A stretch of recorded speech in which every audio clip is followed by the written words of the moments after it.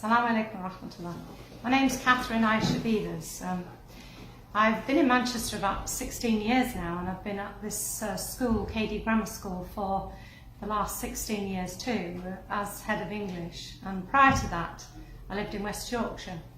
I was born on a farm in York, a very traditional farm, the only daughter, and 3 brothers. And I had a very traditional rural upbringing, very strong Christian parents. My father was a Methodist and my mother was the Church of England. I can't say that a lot of Christian rubric or rhetoric, but we certainly had a Christian upbringing. The last words I used to hear every night were, God bless. And certainly my father, when he took me on walks across our 1,000-acre farm, he used to instill in me a love of nature and a love of God. So it was more like God is everywhere sort of concept of Christianity, and it was very humbling and very wonderful lifestyle, very hard. I was given a flock of sheep when I was 7 years of age, and they were taken away from me when I was 14. When I was 10, I went to be confirmed in the local church in Kexby in Yorkshire, and the priest asked me to talk about, I believe in the Father, the Son and the Holy Ghost, and I couldn't do it. And I remember being driven to the church in the Land Rover by my mother and feeling that I just had to simply throw myself out of the door and onto the road, because I couldn't say God has a son. And I'm not sure why I felt I couldn't say that. It was a very overwhelming urge not to voice those words. And as I said, I've been brought up on a farm, and there wasn't much television. We had a very strong, strict Protestant sort of upbringing. There wasn't a lot of sort of discussion about theology. I certainly had never been introduced to Islam or any other religion. So where that sentiment came from, I don't know. It was very powerful, so much so that I felt that I couldn't, really go through with this communion business. When I was standing in front of the altar, the priest turned to me, and it was my turn to sort of issue the sort of statement. And I put my hands behind my back with Kingses, and I put it behind my back, and I said, I believe in the Father, the Son and the Holy Ghost. And I looked behind me at the window, the stained glass window, and I believed 100% sure that window was going to smash into 1,000 pieces, and a bolt of lightning was going to come through that window and strike me dead. The priest looked at me quizzically, my family looked at me discerningly, and I uttered the words in the most sort of ambivalent manner that I could, and nothing happened. I was very relieved.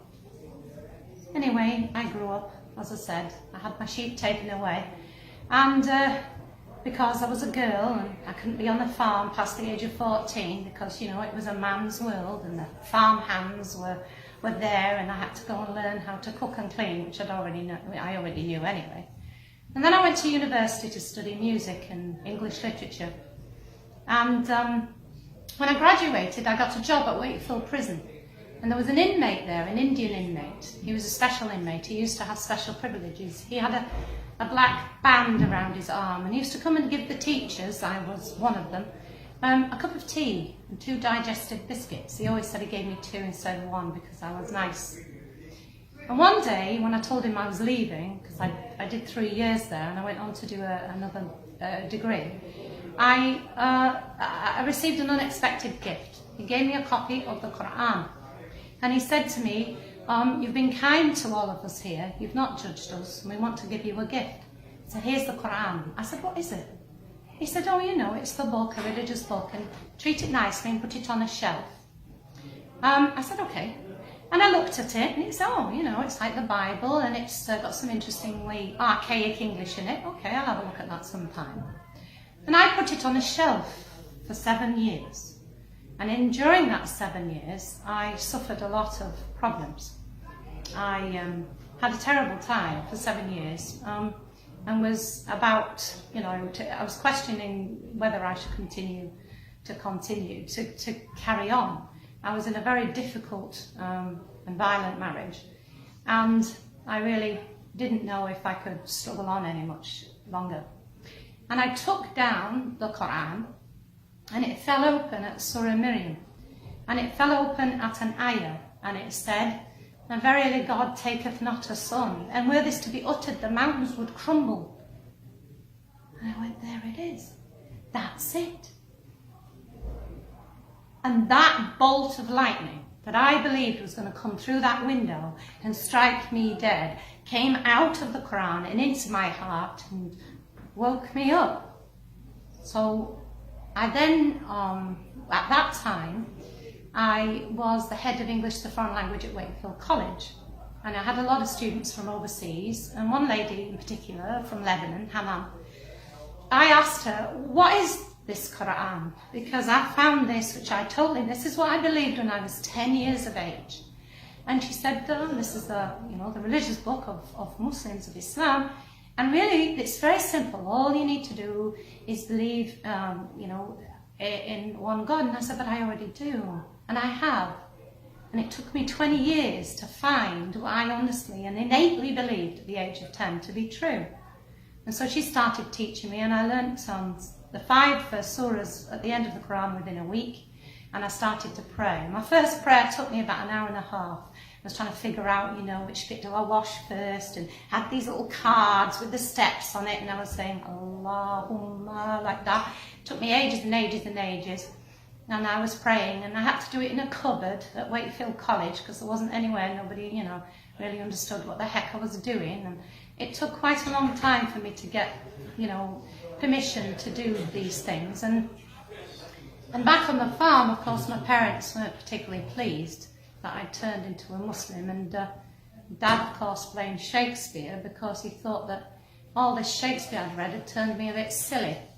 And so in the end, really, after quite a difficult time with my parents, we sort of agreed to reconcile, and now we visit a lot and everything, but they still can't quite understand what on earth I'm doing.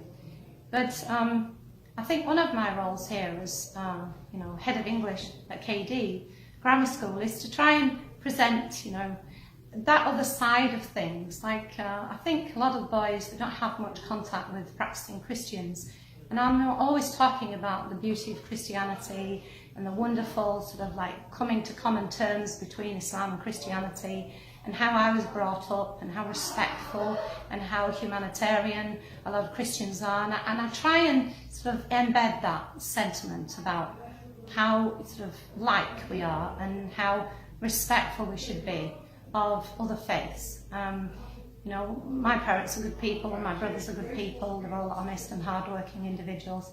And I think sometimes when people don't have that, contact with other people, they fear what they don't know.